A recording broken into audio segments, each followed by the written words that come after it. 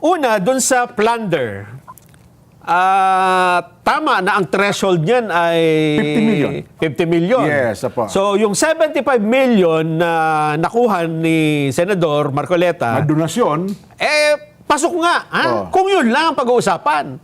Pero, dahil ba sa lumagpas sa 50 million, yan man ay public o private funds, plunder na kaagad kapag ka tinanggap ng isang sitting congressman, attorney? Ay, hindi po. Relevant lamang ang threshold kapag meron kang tine-threshold. Yung nature ng funds ay private. Kapag plunder po, pandarambong, yan po ay pagkamkam ng kaban ng bayan. Private funds po yung ibinigay sa kanya. And besides, kapag plunder po, ang gravamen niyan ay in consideration of office. Yun. Dahil sa iyong public office. Nung ibinigay po ba yung pera sa kanya dahil po ba sa kanyang public office? Hindi po. Dahil po siya ay magiging kandidato sa susunod na eleksyon.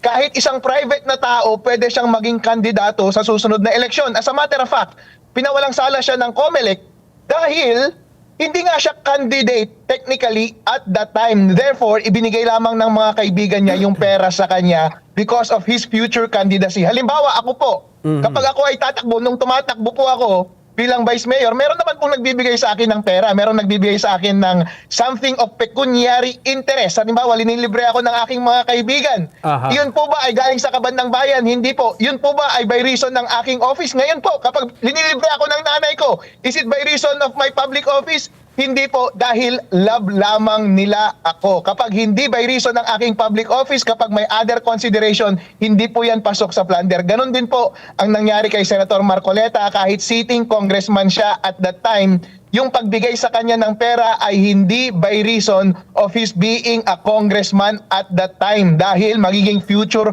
candidate lamang siya ng eleksyon. Pwede siyang tumanggap ng pera mula sa mga kaibigan. Hindi rin yun pasok sa election offense dahil nga hindi pa siya kandidato at that time. Every time po, pwedeng tumanggap at magbigay ng pera at donasyon ang kahit na sino mang tao. Kapag hindi involving ang iyong public office, hindi yun po pasok sa plunder. Ang sabi naman ng ilang abogado, lalo na nung isang nagpapakilalang attorney Palsis, ay hindi, balik ka dyan, attorney. Kahit private fund yan, plunder yan, natatandaan mo yung kaso ni Erap? Wetting money, ano yun ha? Yun ay private funds. Pero nakasuhan si Erap, guilty pa nga eh. Wetting money yan, attorney. Ay hindi po kasi po, hindi by reason ng office yung pagtanggap niya ng pera. Tandaan po natin, kapag ang elemento ng pagpapayaman mo ay ginamit mo ang iyong opisina, ang iyong pagiging congressman, doon ka nagnanakaw ng interes ng taong bayan. Si Erap po, nung tumanggap siya ng pera, hindi natin alam kung na-convict ba siya sa plunder o hindi. Pero po, merong malaking koneksyon yung pagiging presidente niya sa kanyang pagkamkam ng kayamanan. Bakit po? Ito pong kay Marcoleta, hindi naman niya ginamit yung kanyang pagiging congressman sa pagpapayaman. Dahil yung pera na ibinigay ay ginastos naman sa pagpre-prepare niya sa kanyang kandidatura. So wala pong pagpapayaman doon. Yung wetting money, para protektahan niya yung illegal na gambling sa panahon ni Erap. Parang Opo, ginamit kasi ni po, Erap. merong Yung opisina. May kinalaman ang kanyang pagiging public official. Hindi po natin may itatanggi dito na kailangan nating i-transcend yung pagpe-fake news ng iba't ibang mga nagmamagaling ng mga legal experts. Dahil hindi natin maitatanggi yung moral question dito. Ang higher moral question is, malinaw na ginagamit lamang ang kaso para patahimikin si Senator Marcoleta dahil siya yung nanguna ng investigasyon laban sa korupsyon. On its face, napakagaan po at napakahina ng kasong plunder dahil in the first place, walang involved na public money, hindi niya ginamit yung kanyang public office, and in the second place, pinawalang sala na siya ng COMELEC, hindi siya pasok as technical donation for his candidacy. So in other words, it was just a private transaction between private individuals spent for private purposes. Wala pong nangyaring masama Kaya kahit na sinong tao po, porque congressman ka ba, masama ka nang magpalibre o humingi ng kahit na anong pabor sa kahit na kaninong tao kung hindi naman involving ang inyong public office at hindi naman sa isang public na bagay mo ginagamit yung pera? Pangatlong punto, hindi dineklara sa sa SALN eh. Saka sa kanyang SOSE. Oo, Statement of Assets and Expenditures. Yung Opo. SALN, ano yan? Plunder yan. Walang deklarasyon eh. Nagastos na po eh. Ang SALN po, snapshot po yan ng iyong financial position. CPA po ako, isa po akong accountant.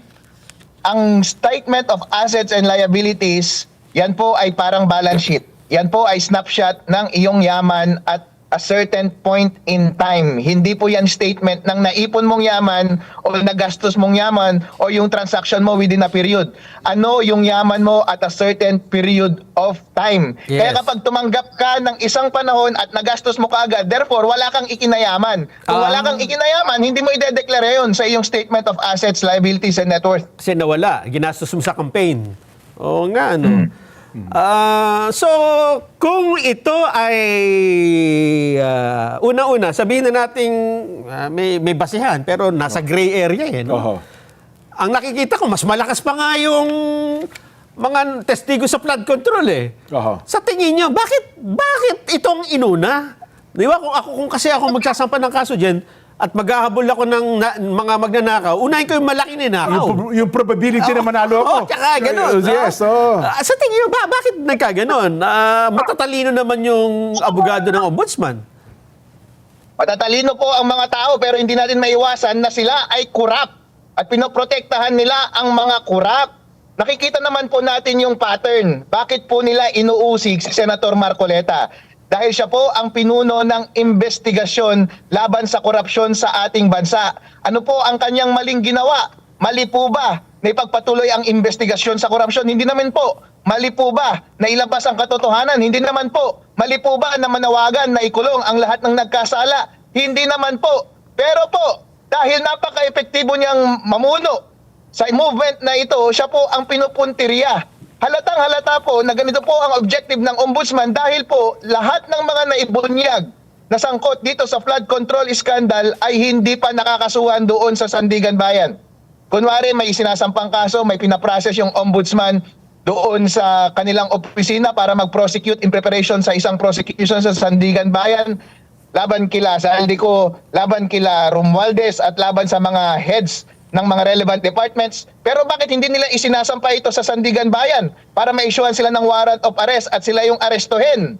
Bakit ang inuunan nyo pa yung hindi involved sa flood control project? Bakit inuunan nyo pa yung pasimuno para isiwalat ang lahat ng mga kabulukan ng sistema ng administrasyong ito? In other words, the pattern shows na ang ginagawa ng ombudsman ay hindi i-prosecute yung mga totoong nagkasala doon sa flood control scandal.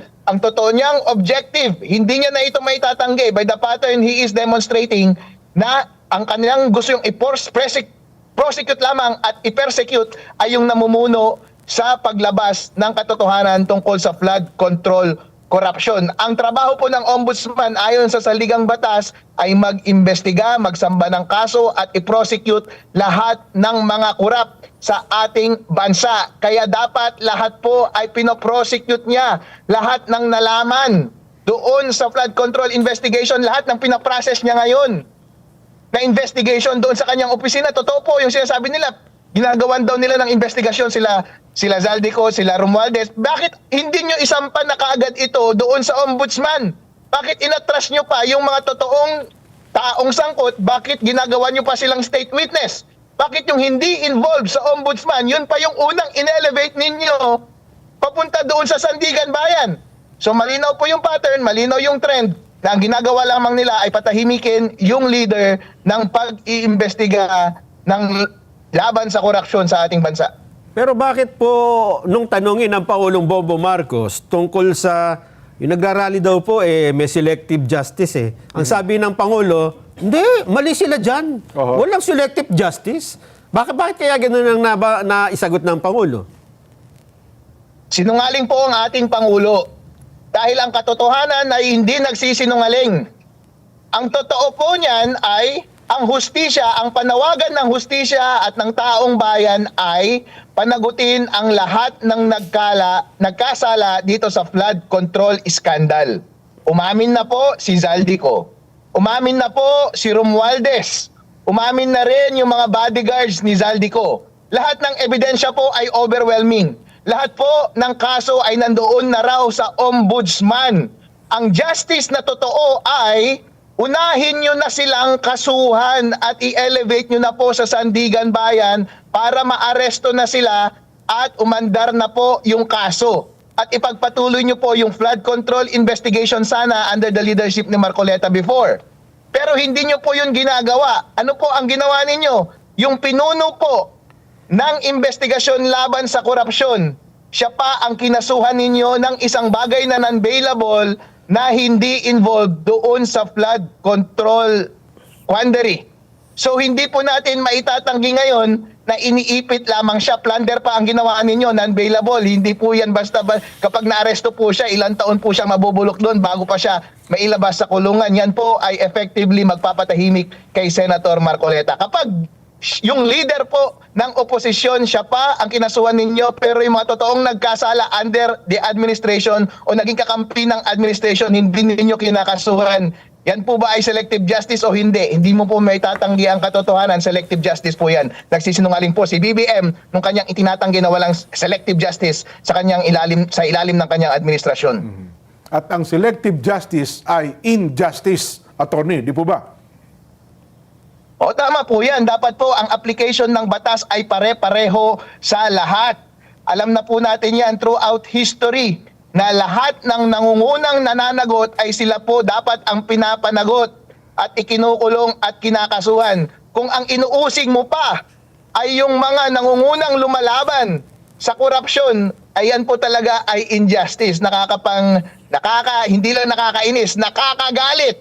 At lahat ng pinakamataas na level ng galit ay nasa puso ko na hindi ko na may explain ngayon, kaya hindi po talaga pwede na arestuin nila si Senator Marcoleta. Attorney, Vice Mayor, salamat po ng marami sa inyong oras. Ingat po kayo sa biyahe. Thank you, boys.